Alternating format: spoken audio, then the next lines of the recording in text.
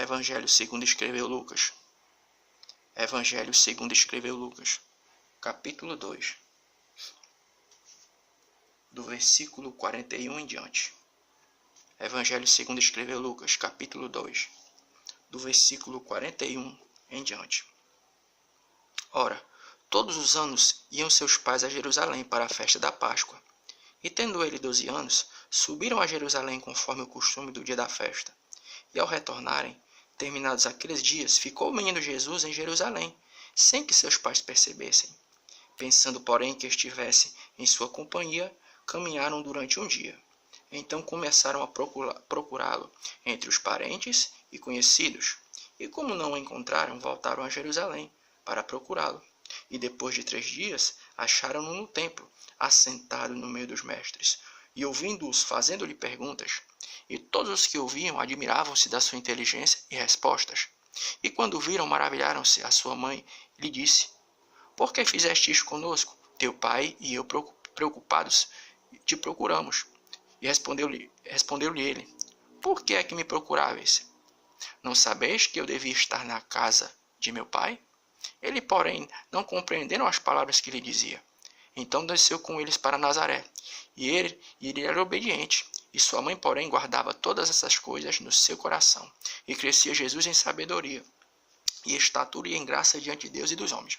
Então esse texto bíblico vai nos narrar um momento em que os pais de Jesus, nesse período aqui, Jesus tinha 12 anos, segundo nos narra a palavra de Deus. E nesse período aqui, seus pais o levaram para a festa da Páscoa.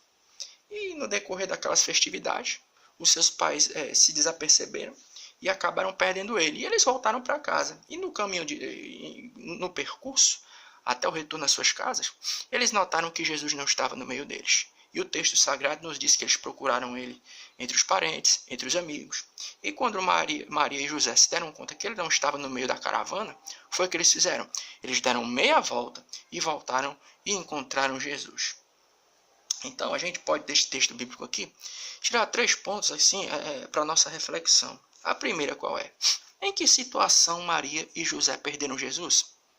Foi em uma festa, em um momento de alegria, festividade. Né? E é interessante que quando a gente para notar isso e trazendo uma aplicação para a nossa vida,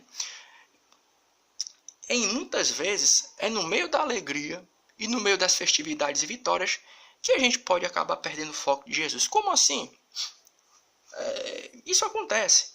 Às vezes, quando a gente está passando por lutas e dificuldades, a nossa fidelidade com relação à pessoa do Senhor, nosso Deus e sua palavra, ela é notória. Mas, infelizmente, nós somos seres humanos. E o que é que acontece? No momento em que o Senhor, nosso Deus, ele nos abençoa, nos dá uma vitória, qual é a nossa tendência? A nossa tendência é de esquecê-lo. E você vai encontrar isso, a gente até fez menção nisso em outra reflexão, de forma bem patente, em uma coisa que aconteceu com uma das 7 igrejas da Ásia, que é a igreja de Laodiceia, que se encontra no capítulo 3, 19 do livro do Apocalipse. Olha como é interessante. Apocalipse 3, versículo 19. Isso aqui é uma palavra de reflexão para mim e para você. 3,19. Olha o que o texto bíblico nos diz. Ó. Aliás, o 17, viu? O 13 e 17, desculpa. Dizes, rico sou e estou enriquecido, e de nada tenho falta.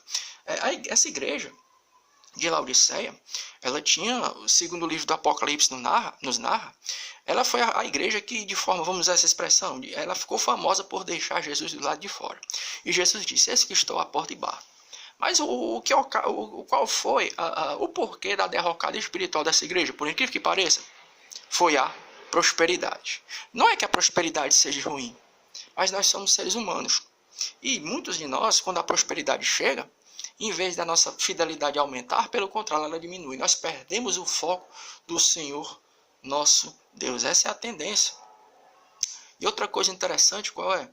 É que quando eles se deram conta de que Jesus ele tinha desaparecido, o que foi que eles fizeram?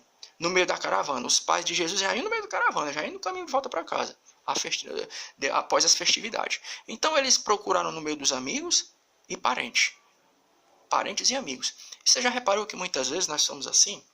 Às vezes a gente não tem um contato direto com o Senhor nosso Deus, nós temos por intermédio do nosso parente, tipo assim, às vezes a gente se confia, a palavra é essa, vamos usar uma linguagem bem popular, nós nos confiamos na espiritualidade de alguém, tipo assim, eu tenho um parente que é cristão, Então, eu tô bem, eu tenho parentes que são cristãos, e tá entendendo? E pelo fato da gente se confiar, a expressão é essa, nos fiarmos na espiritualidade dos outros, a gente começa a achar que aquilo ali é o suficiente, mas não é. A Bíblia dá a entender que nós temos que ter o quê? Uma relação direta com Deus. Temos que ter a nossa própria intimidade, né? E outra coisa interessante aqui é que eles também procuraram entre os amigos. Eles procuraram Jesus entre os amigos. Também existem pessoas que são assim. Existem pessoas que, tipo assim, são simpatizantes do evangelho. Diz assim, ó, eu sou um amigo dos cristãos. Eu sou um amigo do evangelho. Mas a pessoa, ela não toma uma posição no que é concernente a receber Jesus como seu único e suficiente Salvador. Lá no capítulo 10 de Mateus, versículo 32 e 33, Jesus vai dizer uma coisa muito interessante, ó. Mateus 10, o 32 e o 33. Esse texto ele nos mostra que a salvação é algo individual, ó.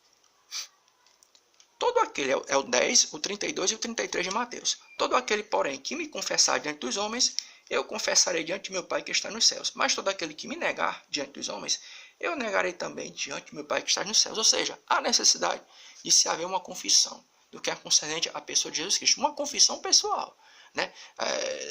Por mais, ninguém pode achar que pelo fato de ser um simpatizante da mensagem do Evangelho ou ser amigo dos cristãos é o suficiente, não. Você tem que ter o quê? Você tem que ter a tua própria intimidade com Deus. Porque a salvação é o quê? A salvação é individual. É bacana você ter amigos cristãos, a gente pode orar por você, você pode orar, outra pessoa pode orar pela gente. Mas o mais importante de tudo é a gente entender que a nossa salvação é individual. E quando os pais de Jesus Cristo eles se deram conta de que Jesus não estava mais com eles, foi o que eles fizeram? Após eles constatarem que ele não estava nem no meio dos amigos, nem no meio dos parentes, eles deram meia volta. Agora visualiza uma coisa, aquela caravana de gente voltando para casa, indo para casa. E quando Maria e José se deram conta que Jesus não estava com eles, foi o que eles fizeram? Eles deram meia volta. Então visualiza a situação. Para reencontrar Jesus Cristo, eles tiveram que vir na contramão de uma maioria. Era uma caravana composta por muitas pessoas. Embora o texto bíblico não narre o número, a gente pode entender que eram muitas pessoas. E era aquela grande caravana seguindo em frente e José e Maria voltando na contramão para poder reencontrar Jesus Cristo. Então, qual é outra lição, aprendizado espiritual para mim, para a tua vida? Para a gente ter um encontro com Cristo, ou então para reencontrar o Cristo que um dia nós perdemos, reatar a aliança que talvez um dia tenha sido quebrada, a gente tem que andar na contramão de uma grande maioria. E veja bem, que a caravana estava composta por parentes e amigos. Então, para você ter um encontro com Cristo, tomar um posicionamento espiritual no que é concernente à causa do Evangelho, a gente tem que entender que sim, é andar na contramão de que muitas vezes, de parentes, amigos, é verdade. É verdade. Ter um encontro, para reencontrar o Cristo que nós perdemos ou ainda nós não tivemos um encontro, vamos usar essa expressão, falar dessa maneira também, para você e eu fazermos isso, é andar na contramão, é você dar um passo atrás e voltar. Se você quer ter um reencontro com Cristo, você tem que estar consciente, eu tenho que estar consciente de que ter um reencontro com Cristo é o quê? É andar na contramão de uma maioria. Aí vai entrar o quê? Pode entrar o quê? Familiares, amigos, o próprio sistema. Para ter um reencontro com Cristo, você tem que andar na contramão de um sistema. Olha aqui o que João diz em sua epístola. É muito legal isso aqui, ó. Capítulo 5, versículo 19, da primeira epístola de João. Sabemos que somos de Deus e que todo mundo inteiro jaz no maligno. Um sistema jaz no maligno. Então, para que a igreja ela venha ter um reencontro com Cristo, se buscar, se a igreja sente hoje, e quando eu falo de igreja, não estou falando de uma denominação em si, mas estou falando de todo um contexto. Né? Por exemplo, se a igreja brasileira hoje está consciente que carece de um avivamento, e tem que ter um reencontro com as Escrituras e com Cristo, que talvez tenha sido perdido no decorrer da história, da nossa caminhada, a gente tem que entender que a gente tem que andar assim, na contramão de uma maioria. Desse jeito. Então a gente aqui vai encerrando, mais uma vez, rogando ao Senhor nosso Deus que Ele venha te abençoar. E me abençoar. O final de semana está chegando. E nós já vamos pedindo a Deus que Ele nos conceda um final de semana abençoado, cheio da misericórdia. Amém.